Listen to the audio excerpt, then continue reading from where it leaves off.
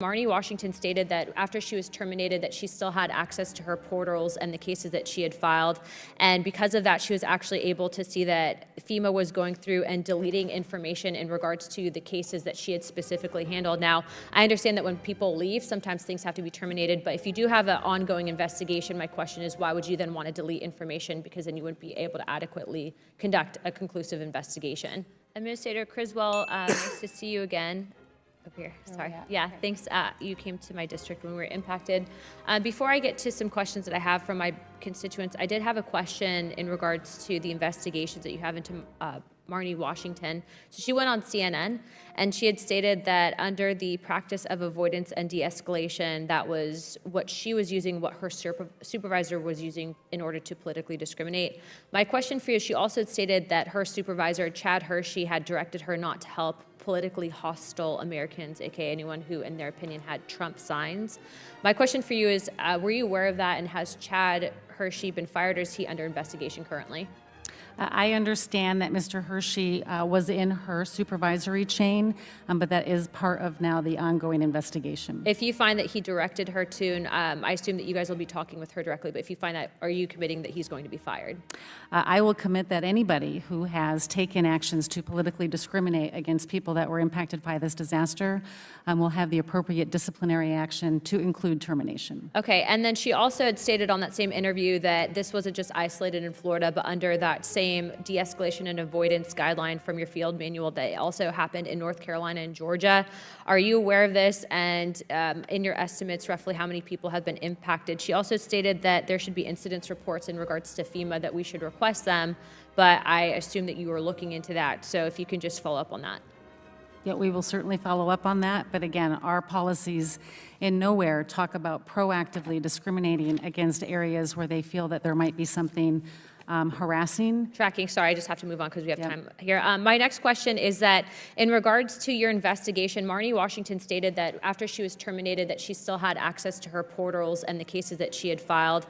And because of that, she was actually able to see that FEMA was going through and deleting information in regards to the cases that she had specifically handled. Now, I understand that when people leave, sometimes things have to be terminated, but if you do have an ongoing investigation, my question is, why would you then want to delete information? Because then you wouldn't be able to adequately conduct a conclusive investigation. I have no information that we have deleted anything, as stated by Ms. Washington.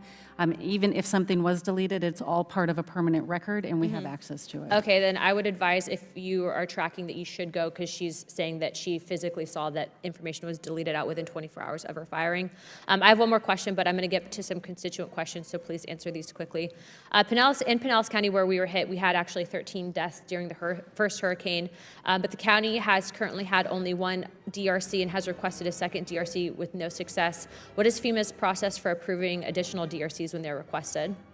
We work closely with the state director of emergency management and the county to determine the best place for those. I can follow up with your staff on specifically why we haven't put a second one up. Okay, and we are requesting additional help just because of the amount of claims that we have for that area, so we are going to be following up. Please assist with getting that additional. The second thing is, what is the status of FEMA's flood mitigation assistance program?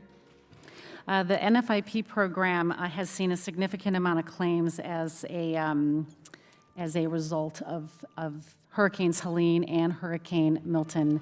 As you will see in the supplemental request, we are asking for debt relief for the National Flood Insurance Program, so we can continue to pay on those claims.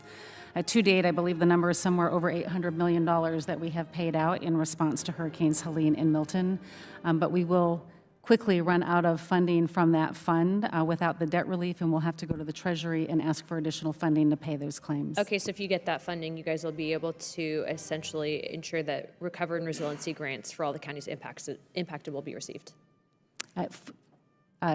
If you get the money, for claims against the NFIP, correct, with the debt forgiveness, we can pay those claims. Okay. My last question for you is in regards to community trends. Marnie Washington had alleged that that was what was put into a system that would mitigate these interactions if they felt that it was dangerous.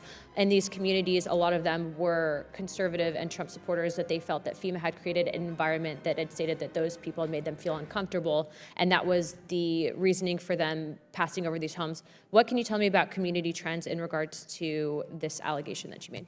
Our disaster survivor assistance teams, part of what they do is go out into the community to understand what the impacts are and to understand what the survivor needs are.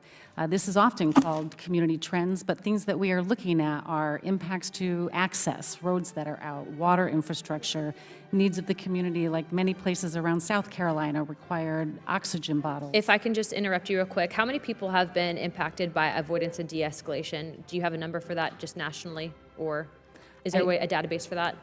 I can tell you that for this particular incident at the direction of our employee, 20 homes were skipped. Okay. All right, thank you for your time.